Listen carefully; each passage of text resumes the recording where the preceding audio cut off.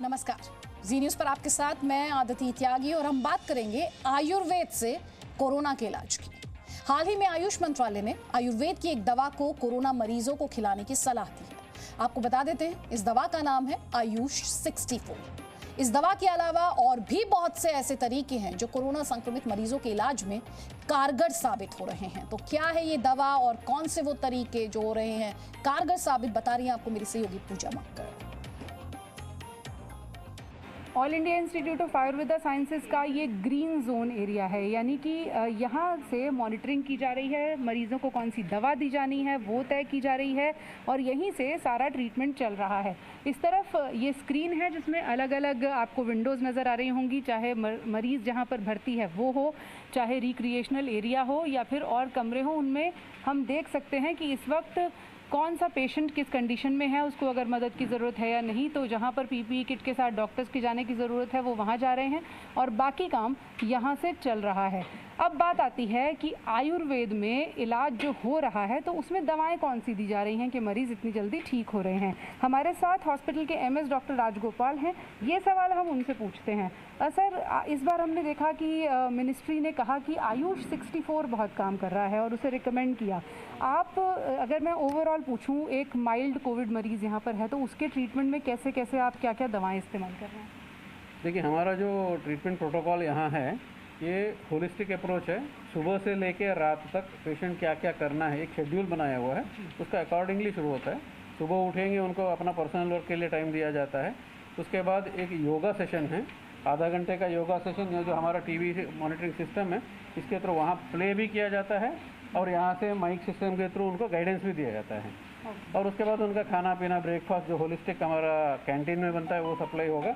उसके साथ साथ हर मेडिसिन का एक एक टाइम होता है, वो टाइम के अकॉर्डिंगली उनको मेडिसिन भी दिया जाता है और कंटिन्यूसली पेशेंट से डायरेक्ट मॉनिटरिंग करते हैं। इसलिए पेशेंट को ऐसा लगता है कि वो अकेले नहीं है और साथ में वार्ड में जितना भी लोग हैं उसके साथ भी इंटरेक्शन होता है। तो यही एक दवा है जो दी जाती है और नहीं, ये आयुष 64 अभी आयुष मिनिस्ट्री ने जो कोविड माइल्ड के लिए बोला है वो मेडिसिन है, ये ज़रूर सभी पेशेंट में दिया जाता है। इसके साथ साथ जो हमारा आयुरक्षा किट में आता है, ऐसे समशमनिवटी, गुडूची, गिलोय का गोली है, ये भी दिया जाता है और अणुतैल बोल के जो नाक में डालने के लिए टीपा है ये भी दिया जाता है।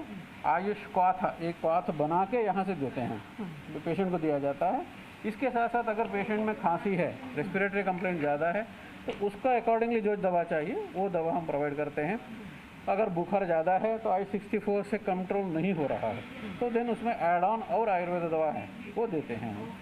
और शाम का टाइम में, खासकर शाम का टाइम मतलब सभी को मूड ऑफ होने का टाइम है, पूरा दिन का काम होके, उस टाइम में खासकर उनका रिक्रिएशन के लिए कुछ एक्टिविटीज़ करते हैं। वो उनका, हमारा जो टीम है, टीम का डिसीजन है, वो कभी मन की बात करते हैं, कभी अंताक्षरी कर देते हैं, कभी डांस रखते हैं, म्यूजिक चेयर रख देते हैं, ऐसे बहुत सारा एक्टिविटीज़ रोज़ ये होता है। जी, तो ये आयुर्वेद का जो पूरा, जैसे डॉक्टर साहब ने बताया कि एक होलिस्टिक अप्रोच है और उस होलिस्टिक अप्रोच की मॉनिटरिंग और मरीजों की देखभाल के लिए ये पूरी टीम है जो पिछले 10 दिनों से घर नहीं गई है, यहीं से मॉनिटरिंग चल रही है। डॉक्टर मीना, जो रिक्रिएशन है, जैसे सर ने बताया, शाम को लोग डिप्रेशन में भी आ जाते हैं, थक जाते हैं, तो क्या करवाया जाता है उनको? मैडम, हमारी टीम का नाम आनंदी है और हमारी पूरी 22 लोगों की टीम है जिसमें रेसिडेंट भी है, पीजी स्टूडेंट भी है और मैं कंसल्टेंट हूँ। हम मॉर्निंग में योगा करते हैं, उसमें हम ब्रीदिंग एक्सरसाइजेस और फिज़िकल एक्सरसाइजेस माइल्ड ऐसे कराते हैं और शाम को हम रिक्रिएशन इन द सेंस जैसे म्यूज़िकल चेयर है या फिर कोई एक थीम देके उस पर आप कुछ क्रिएशन करो इस टाइप से, या फिर मन की बात, आप क्या बोलना चाहते हो, आप क्या फेस कर रहे थे और आपको कैसे लग रहा है, इस टाइप से हम उनसे इंटरेक्शन करते हैं। और यहाँ 2 राउंड होते हैं, हम खुद अंदर जाते हैं, हमारे पीजी स्टूडेंट भी, एक मॉर्निंग में राउंड होता है, एक इवनिंग में राउंड होता है, तो हम डायरेक्टली उनके साथ कांटेक्ट में रहते हैं। अभी तक रिजल्ट कैसे रहे हैं जो ट्रीटमेंट लेने के लिए पेशेंट आए? बहुत अच्छे हैं। हम मंडे को अंदर आए थे, हमारे पहले दूसरी टीम थी, हम मंडे को अंदर आए हैं। आज मंडे 7 डेज़ हुए, विद इन 7 डेज़ हमने 36 एडमिशन किए और 30 पेशेंट अच्छे होकर डिस्चार्ज गए विद इन 7 डेज़, तो बहुत अच्छा रिजल्ट है। यस। और उसके लिए जैसे डॉक्टर मीना ने बताया कि ये पूरा ग्रुप 22 लोगों का काम कर रहा है, आनंदी इस टीम का नाम है और इसमें शारीरिक सेहत के साथ साथ मानसिक सेहत का ख्याल रखने के लिए, यानी कि किसी तरह की बीमारी ना हो, किसी तरह की दिक्कतें ना आए, उसके लिए शाम को रिक्रिएशन भी कराया जाता है। इस माइक के ज़रिए आप इंटरेक्ट करती हैं। हाँ, 1980 में मलेरिया के लिए दवा आई थी जिसके बारे में हम बात कर रहे हैं, आयुष 64, और हाल ही में मंत्रालय ने भी कहा कि ये जो दवा है ये माइल्ड मरीज़ों में अच्छा काम कर रही है। लेकिन इस एक दवा के अलावा जो पूरी अप्रोच है वो ज़्यादा मायने रखती है कि कैसे मरीज़ की विल पावर को भी बढ़ा के रखा जाए, उसे ज़्यादा से ज़्यादा खुश रखा जाए। और यकीन मानिए जो मरीज़ ज़्यादा खुश रहते हैं, पॉजिटिव रहते हैं, वो बहुत जल्दी नेगेटिव हो जाते हैं। पूजा मक्कड़, जी मीडिया, दिल्ली। और आप जानते हैं एक तरफ आयुर्वेद से इस इलाज की रिपोर्ट हमने आपको दिखाई है कोरोना संक्रमितों के, तो दूसरी तरफ दिल्ली जूझ रही है। इस वक्त दिल्ली जूझ रही है ऑक्सीजन की कमी से, और दुनिया के कई देश दिल्ली के अस्पतालों की मदद करने की फिलहाल कोशिश कर रहे हैं। तमाम मेडिकल इक्विपमेंट्स पहुंचाने की कोशिश की जा रही है। फ्रांस ने, जो कि भारत का एक पुराना साथी रहा है, फ्रांस ने ऑक्सीजन संकट को दूर करने के लिए तमाम तरीके के जो इक्विपमेंट्स हैं वो भारत को प्रोवाइड किए हैं।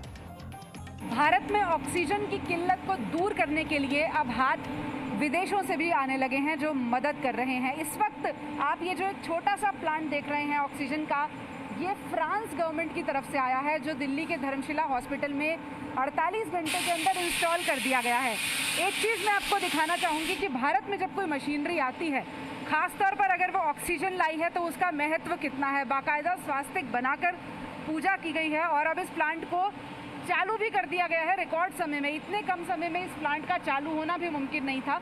लेकिन हमारे साथ यहाँ पर हॉस्पिटल के CEO अनुज गुप्ता मौजूद हैं, उनसे बात करते हैं। अनुज जी, आपके पास कैसे पहुँचा और इसको इतने कम वक्त में कैसे आप चालू कर पाए? ये प्लांट हम लोगों को 2 मई को हमारे हॉस्पिटल में पहुँचा था, और 2 मई को अराउंड 3 बजे के आसपास हम लोगों को ये प्लांट इस हॉस्पिटल में आया था। विदिन 12 आवर्स इस प्लांट को हम लोग ऑपरेशनलाइज करवा पाए, एंड वो ऑपरेशनलाइज करवा के by midnight this was functional.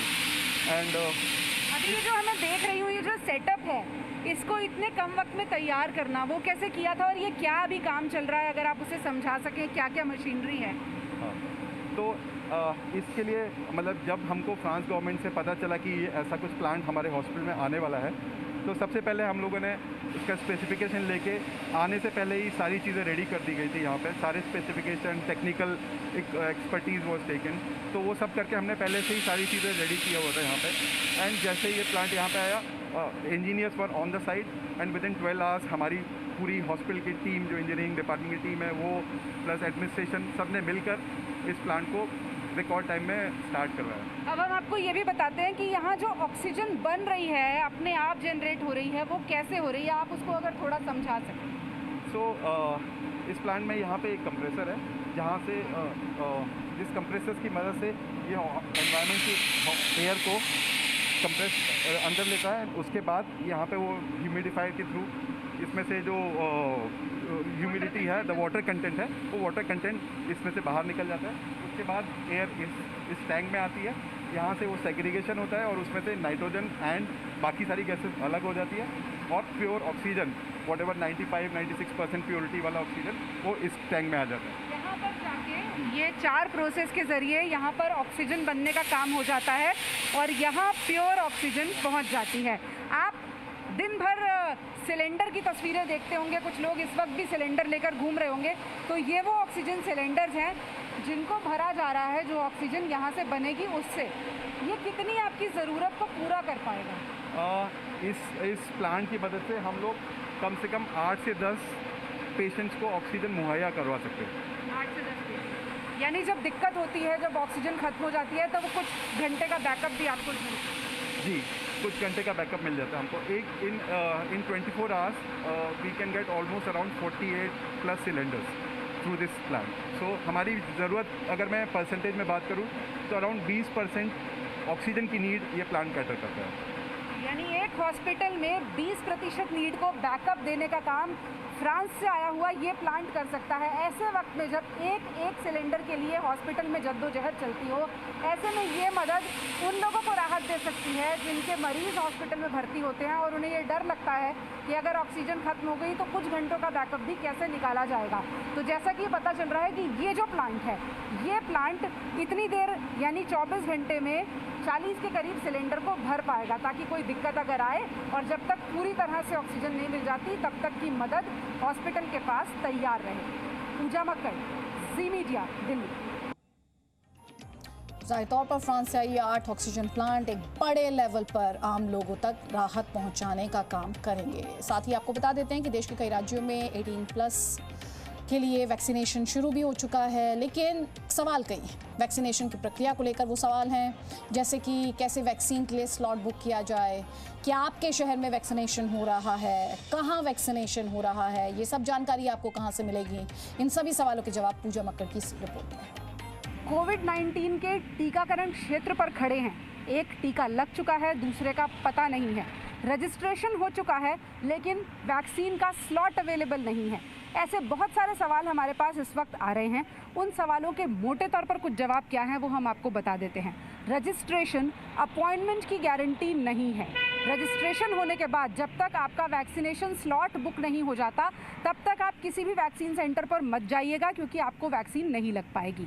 जिन राज्यों में अभी 45 वर्ष से नीचे के लोगों के लिए वैक्सीनेशन शुरू नहीं हुआ है, जैसे कि उत्तर प्रदेश के सरकारी सेंटर्स में अभी ये शुरुआत नहीं हुई है, वहाँ 18 से 44 आयु वर्ष के लोगों को वैक्सीन स्लॉट नहीं मिलेगा, इसलिए वहाँ ना जाएं। अब बात करते हैं उनकी जो 45 वर्ष से ऊपर हैं, एक टीका लगवा चुके हैं लेकिन दूसरे टीके के लिए स्लॉट अवेलेबल नहीं है। तो पहली दुविधा ये है कि कैसे लगेगा टीका। तो इसका एक जवाब तो ये है कि आप अपना वैक्सीन सेंटर बदल सकते हैं। जैसे ये मेरे पास जो अपॉइंटमेंट मैंने अपने फ़ोन से बुक की हुई है, इसमें 2 लोग वैक्सीनेटेड नहीं हैं, लेकिन एक डोज लग चुकी है। अब अगर मैं चाहूँ तो इसे कैंसिल करके रीशेड्यूल अपॉइंटमेंट पर जा सकती हूँ और दूसरी अपॉइंटमेंट ले सकती हूँ। अब मैं इस अपॉइंटमेंट को अगर कैंसिल कर दूँ तो ये कैंसिल हो जाएगी और उसके बाद मैं वापस जाकर रीशेड्यूल अपॉइंटमेंट पर जाऊँगी और दूसरा सेंटर जहाँ पर मुझे टीका मिल सकता है वहाँ पर भी अपने लिए टीका ले सकती हूँ, इंजेक्शन लगवा सकती हूँ। अगर आप नोएडा या गाज़ियाबाद में रहते हैं तो आप दिल्ली का भी स्लॉट बुक कर सकते हैं, हरियाणा का भी स्लॉट बुक कर सकते हैं। वैक्सीन स्लॉट किसी भी शहर में रहते हुए किसी भी शहर में बुक किया जा सकता है। अब आई बात उन लोगों की जिनको वैक्सीन सेंटर का स्लॉट तो मिला लेकिन अब वहाँ वैक्सीन का स्टॉक खत्म हो गया, तो वो लोग क्या करें। तो जैसे इस सेंटर पर यहाँ मैं खड़ी हूँ, यहाँ भी कोविशील्ड वैक्सीन लगाई जा रही थी, लेकिन यहाँ भी फ़िलहाल वैक्सीन आउट ऑफ स्टॉक है, इसलिए जिन लोगों को यहाँ की अपॉइंटमेंट मिली थी वो फ़िलहाल निराश हो रहे हैं। तो 3 बातें याद रखिए। अगर आपने कोवैक्सीन लगवाई है तो 28 दिन से लेकर 45 दिन के बीच का पीरियड है जिसके अंदर आपको दूसरी डोज आदर्श स्थिति में लगवा लेनी चाहिए। अगर आपने कोविशील्ड लगवाई है तो 60 दिन का पीरियड है जिसके अंदर आपको दूसरी डोज आदर्श स्थिति में लगवा लेनी चाहिए। अपना वैक्सीन स्लॉट बदलिए। अगर उस सेंटर पर वैक्सीन नहीं है तो दूसरे किसी सेंटर पर अपनी स्लॉट को बुक कराने की कोशिश कीजिए।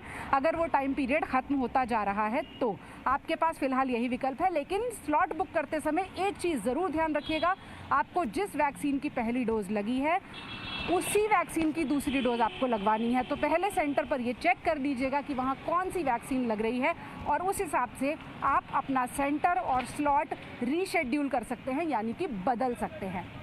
पूजा मक्कड़, जी मीडिया, दिल्ली। और राजधानी दिल्ली से अब आपको लेकर चलते हैं देश की कमर्शियल कैपिटल मुंबई का दादर इलाका, बीएमसी की पार्किंग की जगह। वहाँ देश का पहला जंबो वैक्सीनेशन सेंटर बनाया गया है। इसी सेंटर पर अंडरग्राउंड पार्किंग में ड्राइव इन की सुविधा दी गई है, यानी आप अपनी कार में बुजुर्गों को लेकर सेंटर पर जाइए, कार में ही बैठे रहेंगे अंडरग्राउंड पार्किंग में और अपनी बारी का आप इंतजार करेंगे। बारी आने पर रजिस्ट्रेशन कराइए और कार में बैठे बैठे ही वैक्सीन लगवा लीजिए। मेरे सहयोगी अंकुर त्यागी और डिटेल्स दे रहे हैं। हम इस वक्त मुंबई में दादर इलाके में खड़े हुए हैं और ये वैक्सीनेशन का जंबो सेंटर बनाया गया है।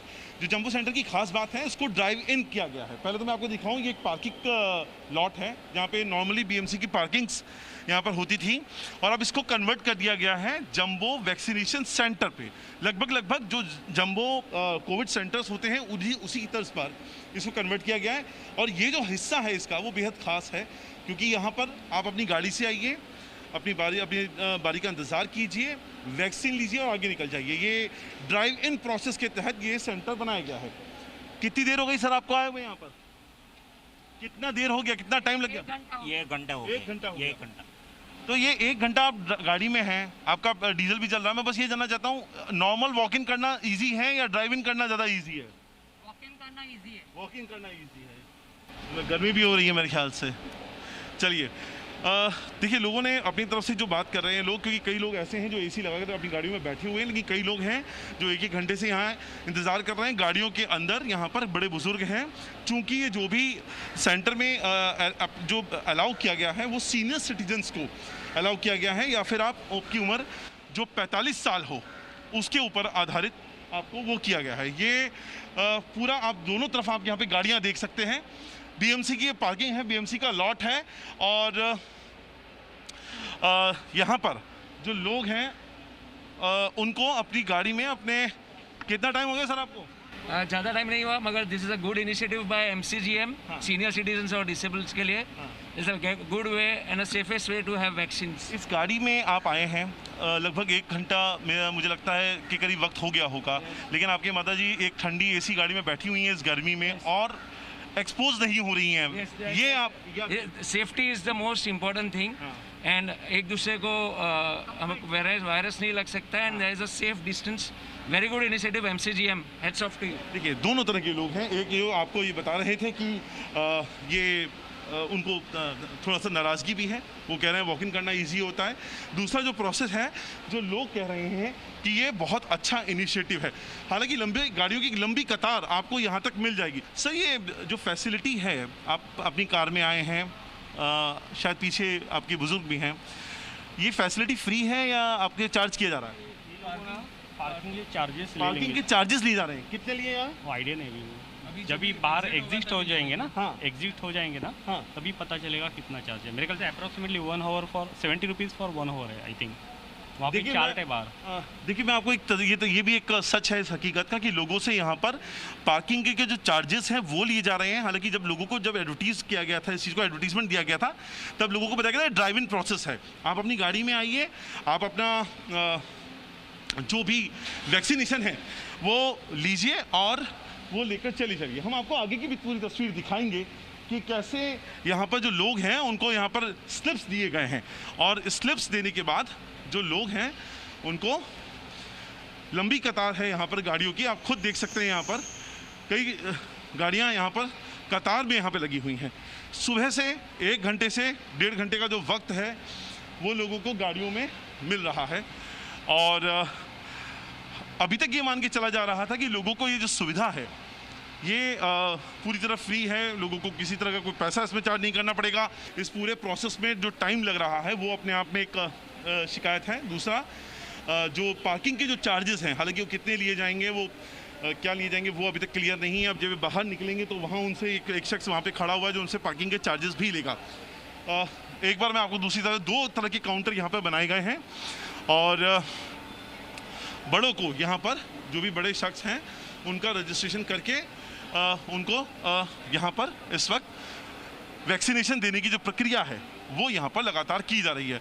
ये नर्स हैं, ये उनके जो डिटेल्स हैं, एक जना उनकी डिटेल्स ले रहा है, उसको मैच कर रहा है जो रजिस्ट्रेशन उन्होंने करवाया था उससे, और जो दूसरी महिला हैं उनके हाथ में आप इस वक्त वैक्सीन देख सकते हैं, जो वैक्सीन दी जानी है। तो ये एक प्रोसेस है, हालांकि इस प्रोसेस में वक्त भी लग रहा है, इस प्रोसेस में वक्त भी लग रहा है, लेकिन फ़िलहाल ड्राइविंग का मैं आपको प्रोसेस दिखा रहा हूँ। यहाँ पर इस वक्त जो महिला हैं वो यहाँ पर आपको वैक्सीनेशन लेते हुए दिखाई दे रही हैं। कई अलग अलग फ्रंट पर जाकर लोगों में वैक्सीनेशन दिए जाने का जो प्रोसेस है उसको यहाँ पर इस वक्त किया जा रहा है, और ये जो वैक्सीन है ये ड्राइव इन प्रोसेस के तहत दी गई है, जिसमें लोग अपनी गाड़ी में बैठ के आएंगे, और इस तरीके से ये पूरा का पूरा जो ड्राइव इन प्रोसेस है ये यहाँ पर कंप्लीट हो रहा है। तो इसमें बेसिकली लोगों की सेफ्टी है, लोग गर्मी से बच रहे हैं, लेकिन दूसरा है वक्त ज़्यादा लग रहा है जैसा कि लोगों ने बताया, और दूसरा तो सबसे इंपॉर्टेंट बात है, जो अगर आप अपनी गाड़ी लेकर आ रहे हैं तो अपनी गाड़ी के आने के आपको पार्किंग के चार्जेस यहाँ पर 1 घंटे के हिसाब से पे करने होंगे। कैमरा पर्सन अजय तललकर के साथ Ankur Tyagi, Zee media, Mumbai. Presenting V News app available on Google Play and App Store. Download it now.